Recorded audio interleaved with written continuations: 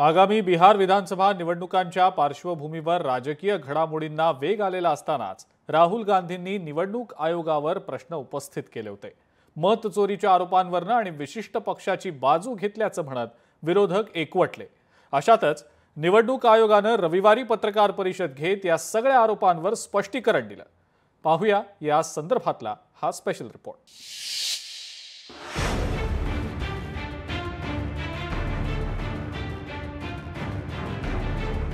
निवडणूक आयोगाकडून त्या आरोपांची चिरफाड। मतचोरीच्या आरोपांवर निवडणूक आयोगाचं मोठं भाष्य। राहुल गांधींना निवडणूक आयोगाचं उत्तर।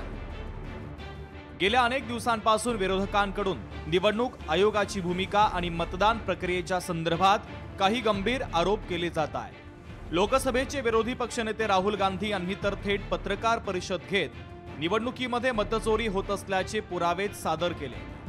महाराष्ट्रामध्ये 1 कोटी नवीन मतदार तयार झाले असा गंभीर आरोप काँग्रेस नेते राहुल गांधींनी भाजपसह निवडणूक आयोगावर केला। राहुल गांधी यांची वोट अधिकार यात्रा सुरू झाली।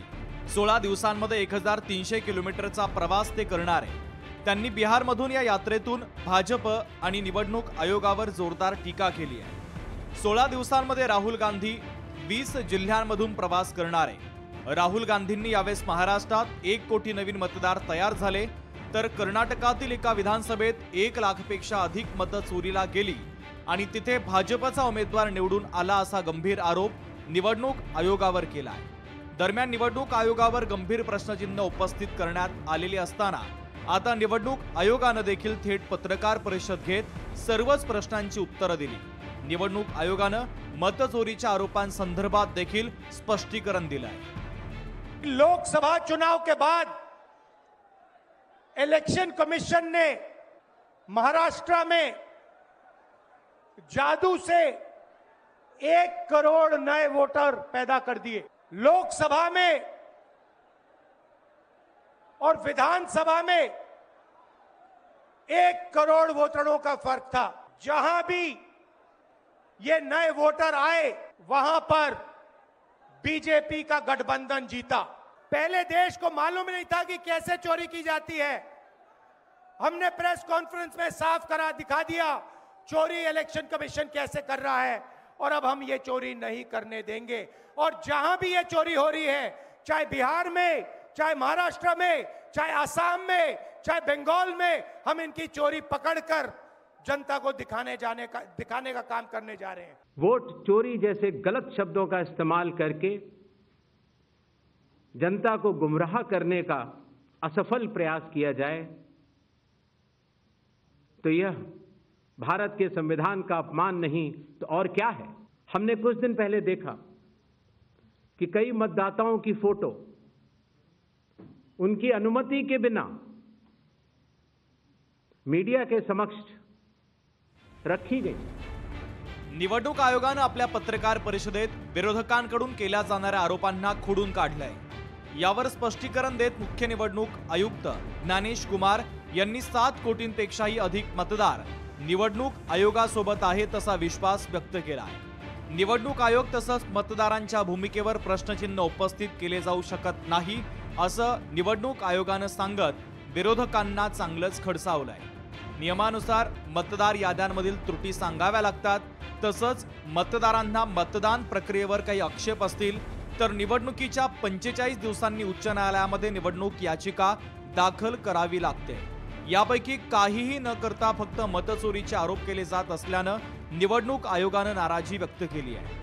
तसंच मतचोरीसारखे चुकीचे शब्द वापरून मतदारांना भ्रमित करण्याचा अयशस्वी प्रयत्न केला जातोय।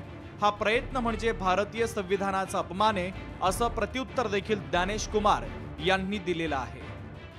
चुनाव आयोग उन्हीं राजनीतिक दलों में भेदभाव कैसे कर सकता है। चुनाव आयोग के लिए न तो कोई विपक्ष है न तो कोई पक्ष है, सब समकक्ष हैं, चाहे किसी भी राजनीतिक दल का कोई भी हो। चुनाव आयोग अपने संवैधानिक कर्तव्य से पीछे नहीं हटेगा। कोई भी मतदाता वोट की चोरी कर सकता है कुछ मतदाताओं द्वारा दोहरे मतदान के आरोप लगाए गए। सबूत मांगने पर जवाब नहीं मिला।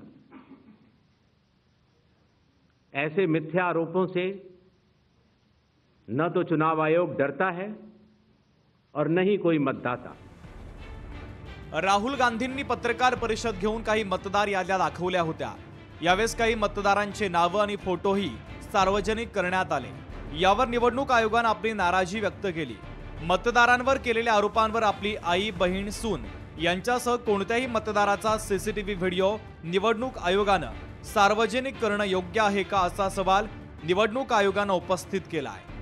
आमच्यासाठी सर्वच पक्ष समान असल्याचं सांगत निवडणूक आयोग घाबरणार नाही असं आज निवडणूक आयोगाने ठणकावून सांगितल्यानंतर आता यावर विरोधकांच्या पुढच्या भूमिकेकडे सर्वांचं लक्ष असेल। ब्युरो रिपोर्ट, लोकशाही मराठी, मुंबई।